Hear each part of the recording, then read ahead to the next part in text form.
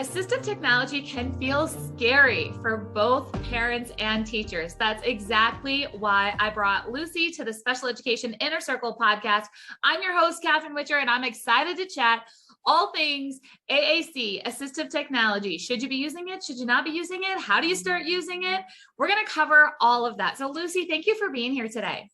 Thank you for having me. All right, so we start the same way. Every episode, how did you end up at an IEP table? So I really had a passion for special education for a couple of reasons. One being my own upbringing, like I was an IEP kid. So I saw my mom having to go through the process with me and my sister as well. And we happened to be at a private school. We were getting special education services through the public school and our private school. And because I had an IEP mainly for anxiety and OCD, and my mom fought for me to get an IEP because she saw it affecting my education, and she really wasn't taken seriously because they're like, oh, it's just anxiety, it's just OCD. And my mom's like, yeah, but it's having a huge impact on her. So I saw her really advocating for myself and my sister. So I got interested in special education because of my own experience. And then also in about like the 6th grade, our school had gone to an early intervention preschool, and we were doing like work in their garden, and they let us go into the classroom, and I saw the classroom. I was like, this is what I want to do. So my parents were happy because I didn't change my major 10 times like my sisters. It's just kind of grown from there. And I've been, this is my 8th year teaching at the same school and the same program. And it's like, could not be a match made in that. Like, it's a perfect fit. I love it. We don't hear that very often. We don't hear that very often. Okay. So the fact that you've been a teacher for 8 years, been in the field for 8 years of special education, that doesn't happen very often anymore. Yeah. And you're at a place that you love. So I love that. But you know what? It hasn't always been easy for you. I know we were chatting earlier, you're obsessed with assistive technology. And I love that. I love that you're bringing this fresh perspective to, AAC and just going beyond some of maybe what we call the 1980s version of education in there. So share with me a little bit about how you started to work with AAC and some of the struggles that you had. So when I first started it, my speech therapist at the time, she wasn't really on board with it. It wasn't her thing. She was nearing the end of retirement, and she just really couldn't be bothered with it. So my assistive technology practitioner or lead ATP from the district, she knew the situation, and she knew that the students I had needed it. So she basically sat me down and trained me and gave me the software and the licenses to everything that I needed to do, and just kind of took matters into my own hands. And it definitely was not easy because I basically was like learning this brand new language, and I'm not a speech therapist. But also for me at the beginning, and I know a lot of SLPs struggle with this, like the buy-in really wasn't there for me. Like I knew they needed it, but like, I was like, this isn't going to work. So let's talk about that. So you're a teacher and your gut is saying like, my students need more. They need some technology. And you start, researching it and looking at it, your SLP's not on board. Got it. So I think some of the struggle comes from like, when do you know that you should start pursuing this? Like, what kind of was that feeling or tipping point, or maybe like an example of like, I saw my student doing this and I knew something else would help. Can you give us kind of a visual perspective of what was happening? Yeah. So the student in particular at the time where like, I knew I needed something more is like simple visuals just like weren't cutting it. Like, you could tell she was like trying to communicate, and she was getting so frustrated. And we were seeing so many behaviors because she couldn't communicate. And I was like, so we need something more than just visuals, like something more complex and something more robust. But I didn't know what our options were. And that's when I turned to her SLP, and she's like, no thanks. And so that's when I went to the ATP, and they're like, oh yeah, we'll hook you up. We'll get this system started. And then I just kind of went crazy with alcohol. It just exploded in our room. Like, you get a device, you get a device, everyone gets a device. Because like I sometimes like our ATP, our speech therapist is like, pump the brakes. Like, do they? I was like, yes, they need it. Everybody needs it. And I think too, that's where some of my students' parents, they might struggle with accepting it a little bit too, is because, you know, when we look at AuCom, we're looking at it, some people focus on it being that this is going to be the student's main form of communication for the rest of their life. Like, this is their main piece of communication. But for some students, it's really just to bridge that gap. So like, I'll get students who might have select mutism. Like, I've heard that I had a student that spoke English and French. Like, he can talk. I've heard him talk to his mom, come to school, completely shuts down. Okay, that's fine. Then we need to give you a different means of communication. And so when we introduced that device, that parent was like, no, he can talk, he doesn't need this. And I was just like, just wait, it's going to promote that language. And sure enough, it did. And same thing with students, you know, that may only have 1 or 2, 3 words, and the parents are like, oh, well, I understand them, so they don't need that. It's also, devices are also used to promote that language. And we had talked about before, like, then we get them promoting that language and the parents like, where's the off button to make it stop? They won't shut up. Yeah, this is what we do though. Yeah, this is what we do. Yeah, that's what I was sharing. You know, my brother with Down syndrome, you know, he does not have extremely clear language all the time. He speaks very broken sentences, you know, 1 to 3 word phrases. And I'm thinking, you know, like, gosh, technology would have been so great. I mean, because he made it so far, you know, you know, my mom, same thing. Somebody would say, you know, like, Robert, you need to be quiet. My mom says, I paid a lot of money and I advocated a lot to get those words. Like, don't tell them to be quiet. But I think about how much further we might be along. And I know that it's not too late. And yes, we can introduce it, but it takes buy-in in a lot of different ways, especially when somebody is older. So I love the fact that you're looking at this, you know, specifically in the younger years. So yes. So let's have a huge, I was gonna say, I'm like, we got so much. Let's talk about some things that I want, you know, everybody to hear. So if you were to give some takeaways of like, everybody in the IEP team needs to know these couple of things about AAC, so it doesn't feel scary to them, or they know, you know, maybe what a next step is if their gut is saying something different. Let's roll through some of the things that you want people to know. I would say first and foremost, trust the process. I know it can be, as far as like, if you're a special education teacher and your SLP or HEP comes in with like this giant eye gaze device, it's overwhelming. And like, you as a special education teacher aren't necessarily the one that's like going to be programming that device. But it can be scary. And so don't be afraid to ask for help. And when you do ask for help, trust the process, because it's not going to happen overnight. Just like, it's like learning a new language or learning to read or learning to talk. Kids don't learn to talk without listening to you. Kids don't learn to read without you teaching them or showing them how to read. It's the same thing with the device. You need to teach the students how to use it. And sometimes you'll get students that like, they just come in, and if it's like, say like Proloco to go, and they're just like, beep, boop, boop, boop, boop, boop, boop, and they're like, they get it. Some kids, it takes months to like navigate that, or like, hopefully in the beginning you pair them with the right device, but sometimes you have to go between 2 different devices, or like choose which is the right one. So just trust the process, and then don't overthink it, because that's like the biggest thing too, is when I go back to like, you get this device and you're scared of it, and they're like, well, how do I use it? Well, you talk like you would normally talk, except as you're talking, you're pressing buttons or modeling buttons. That's really all it is. It's very simple. And the more you do it, the more, just like any other language, the more fluent it could become. Like, my assistant always jokes, when I'm up there like teaching, we have like a giant core board that we use during whole group. And I'm just like, tell people what a core board. So we have parents and teachers that are listening. So I'm like, oh, jargon. Tell us what you mean by that. So you've got this big board. What do you mean by that? So the way core board is a symbol-based AuCom, and you'll see them in education purposes. You'll see them in low tech and high tech. And low tech meaning it's essentially just like a board. And it has different symbols, and the layout of it is done strategically for motor planning. They're color coded, like we use the Fitzgerald key. There's all science behind it. But for simple terms, it's basically just a board with the symbols on it. And that's what they would touch to communicate. So a core board for low tech, you're going to have your main core board, and that's typically your high frequency words, like your verbs and that sort of thing.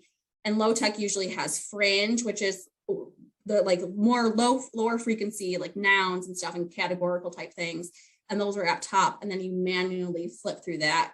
Whereas on a higher tech device, which the ones we most frequently see in education are like the systems are Lamps, ProLoco to Go, and Snap Core. Your main like home screen is essentially the core board. And then as you hit like different folders and navigate to different parts, that would be more like the fringe type vocabulary.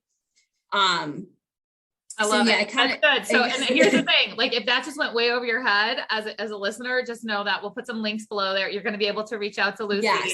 There's so much, like you can go down the Google rabbit hole for like ever on figuring it all out. Just know that there are experts that know this. There are teachers that are figuring it out. Just know that there are resources. So the fact that you even just built that foundation by listening here, like that's putting you ahead of finding what solutions are out there. So just core board, you want to start Googling that and see how those work. All right. What else you got for us? What else does an IEP team need to know? And when I say IEP team, everybody, you guys know, I'm talking about everybody. I'm talking about parents, teachers, admins, therapists. So what do you want everybody else to know about AAC? It is 100% a team effort.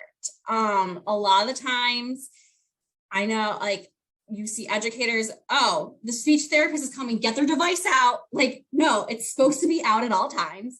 And as parents, like, you know, I love when parents are like just honest with me, because we get it. Like, you're at home, you're in survival mode. It's after school, it's after work. I know you can't always like use it 24/7, but like parents will tell me like, oh, we just leave it in the backpack, we don't use it. And I'm like, thank you for being honest, but let's work on that. So what I mean by it's a team effort, it's got to be used on all fronts. So in the classroom, not just in speech therapy, and at home. And there's a couple ways to go about doing that. What I find the easiest way to do it is just to make things more accessible is if you have that main core board with like the content fringe of whatever, like for the bathroom, just print that out, stick it, laminate it and stick it in the bathroom. And simple as that. So then you don't have to worry about, oh, where's the device? Is it charged? Like, can you go find it? Oh, it's under Johnny's bed. Like, it's right there. So you don't have an excuse. That's an amazing strategy, you guys. Did you guys catch that? Like, I want to make sure that they hear what you're saying. You can combine high tech and low tech together. That's what I'm hearing is you're like, it's a team effort. And you're like, okay, so mom and dad, if you guys don't want to like carry the device into the bathroom and it's all a hassle and we got to do these things, like let's print out some tools and do that. Oh, I love that. I love that so much. And also too, and like that's why I always do, everyone's like, I don't want to bring the iPad into the bath. I'm like, well, yeah, I'm not asking you to do that. So that's a lot of times too why I do have low tech in the bathroom, because it's the bathroom, accidents happen. And like if it's just a laminated piece of paper, we can just wipe it right off. And if it gets destroyed in the tub, so be it. But so I typically, I mean, they're easy to make. I mean, you just take a screenshot. If you have a high-tech device, you just take a screenshot of it and print it out, laminate it. You don't even have to laminate it. You can put it in those like plastic sleeves or just like a Ziploc bag. Just make it super simple. And like depending on like what the students' goals are, like I mean, in my classroom, it's literally everywhere in our classroom. It's in every center. We have our giant core board. It's in the front, it's in the bathroom, it's on the door, it's in the hallway, it's on my lanyard, it's on the playground. Like it is literally everywhere. And that kind of serves like two purposes. One, you're exposing them to that language, but also you're giving them access to it where they might not always have it. Because me working with 3 and 4-year-olds, not all of them are seeking it out independently. And I don't expect them to. So just having it, like, again, like same thing in the bathroom, where's the device? Oh, their device is at Circle. I'm sitting in the housekeeping center. I'm just going to grab this board and use this right here. And the one thing to keep in mind when you are using both high tech and low tech, make sure it is the same images and the same symbols system and the same layout. That's why I say just take a screenshot and then there's no room for error, because if you start using like symbol 6 for this one, and then you print out like a free board from Project Core, it might be different, and that can alter students' scanning abilities with the different placement in the motor planning. So just keep it consistent. Kids can generalize between the two, but just in the early process, just make it as consistent as possible. It makes total and just literally AAC everywhere. Like, forget your home decor, forget your school classroom decor. We're just going to put core boards everywhere. I wish I have pictures on my Instagram. It's literally just everywhere. I love it because you know what? We are a communication-based society. I mean, if you can learn to ask for help, if you can learn independence, if you can learn to communicate your wants and needs, I'm not even talking about, having a in-depth critical thinking, conversation. I'm talking about some basics. If we can nail that, right, then we can build to that next level. Well, especially in the community of our classroom, a lot of these kids, it's their first time in school. Sometimes kids come to us with devices through Medicaid or private speech, but usually it's their first time. So they need to be taught how to use it, but they've also this is how they need to be taught how to speak. So you would speak, this is their language. And it's really interesting too, because a lot of the times you'll see these kids' anxiety and their behaviors come down. And I always say this all the time, like a lot of times when people get these devices, their initial instinct is, oh, we're going to work on requesting. Well, devices aren't just for requesting, like it is how they speak. That's how they communicate. So the first thing I usually do is look at feelings, because that's usually what they're trying to communicate. I'm mad, I'm happy, I'm hungry, I'm thirsty, basic needs being met. I'm tired, I need to go take a nap. And you'll see these, like, just their facial expression. You'll have a kid that might be having like a meltdown, and you can just say, I see you're sad. And they'll look at you, they're like, yes, I'm sad. And that's all they wanted, was someone to acknowledge their feelings, but they couldn't figure out how to express it. So it really is like magical. And then like sometimes you'll get these kids that, they come in, they have that skill set already. You just kind of like give them a device and they go bananas on it. And you'll just see these kids that have been literally like trapped in their bodies for like 3-4 years. And all of a sudden they have this device.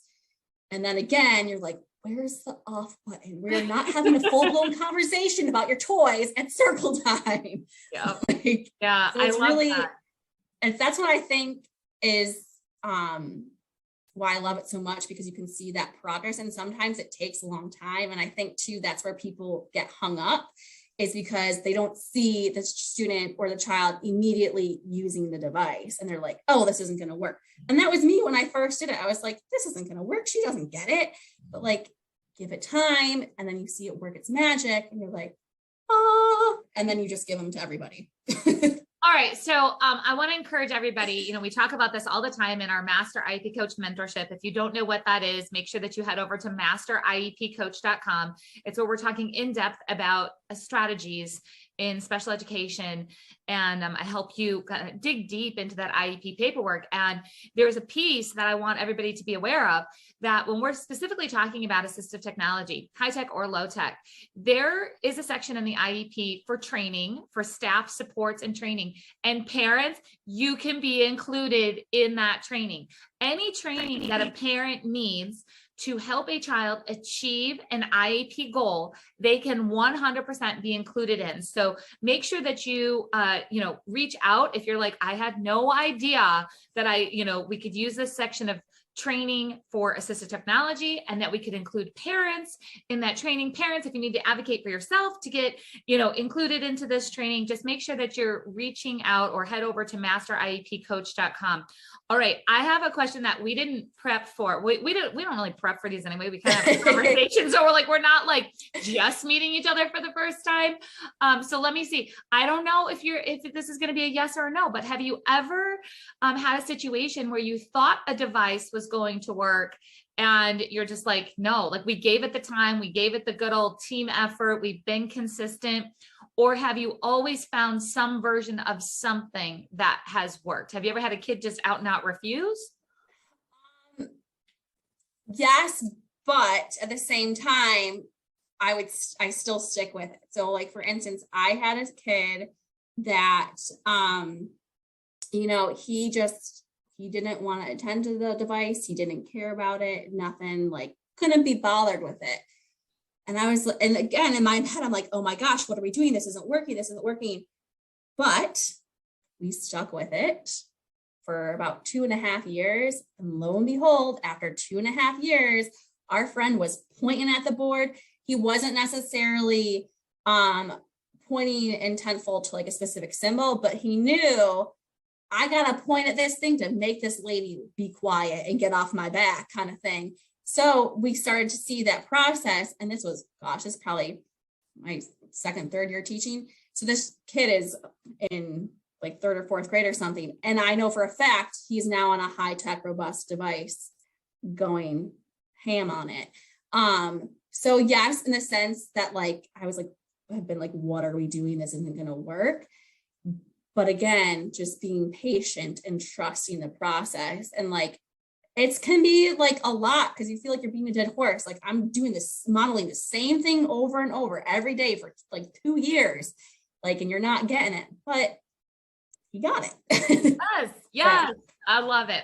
All right. So I want everybody to know that you guys can find Lucy over on Instagram. We'll make sure that I put the link there. She also has some resources available on TPT. So some of the tools that she's created for her own classroom and working through figuring out what works and what doesn't work best for her environment, those might be helpful to you. So we'll make sure that you are connected to Lucy so you can find those. All right, let's end with some positive encouragement for the parent and teacher who are, I'm just going to say they're sad. They're sad themselves because they've been working really hard to help this child develop language. They might have tried AAC, maybe they didn't, maybe their district said no, and there's a funding issue in there. But a lot of times this topic brings up a lot of disappointment and frustration and sadness. What are some words of encouragement that you would give to those that IEP team that's going through that? At the end of the day, this device they're using it to make a more inclusive environment for the student, to have them have access to their peers, their parents, their teachers. It's all about accessibility and inclusion, and to be able to, so they can not just express their wants and needs, but to share their thoughts and communicate with others around them. So at the end of the day, it is to make a better quality of life for that student. And there's also, like we touched upon it before, there's an abundance of resources. I think I shared those links with you. If like you're totally lost and like you don't know where to go, Project Core is a great resource, free core boards, tons of information. And there's also the Tobii Dynavox, which makes a ton of Ogcom devices. Tobii Dynavox professional resources is like the mecca of everything. They have like just FAQs and AAC 101, but then they also have like free screening tools and assessments. So if you're an educator, an SLP, or a parent and you don't know where to go, like start there. That's a perfect resource. I love it. Tobii Dynavox. That's been around forever. I share with people like, you know, I was a teacher 20 some years ago in the classroom and we had Tobii Dynavox. Yeah. We had that like they are definitely, when you say the mecca of it, I totally get it. Yeah. Yeah. They're the experts pretty much. And they have like, there's just like, and it's not even just like articles, like they just, there's just so much, there's so many links on that professional resource that they will take you like, will link to other things. And it's a wealth of knowledge. But even too with that, like it can be overwhelming. Just remember, like, take baby steps. Like when I first started, when I was like doing aided language simulation and modeling with students, like when I was talking, I wasn't hitting every word as I was saying it. And that's okay. I was learning with my students. It's just like your students have to learn, you have to learn. So don't overthink it and don't get overwhelmed with it. Just take it day by day. Like Rome wasn't built in a day. Good things take time. I love it. Good things take time. On that note, I want everybody to know, again, check out the show notes, find the link so you can connect with Lucy. You can go jump over to masteriepcoach.com and find more advanced training on the IEP process.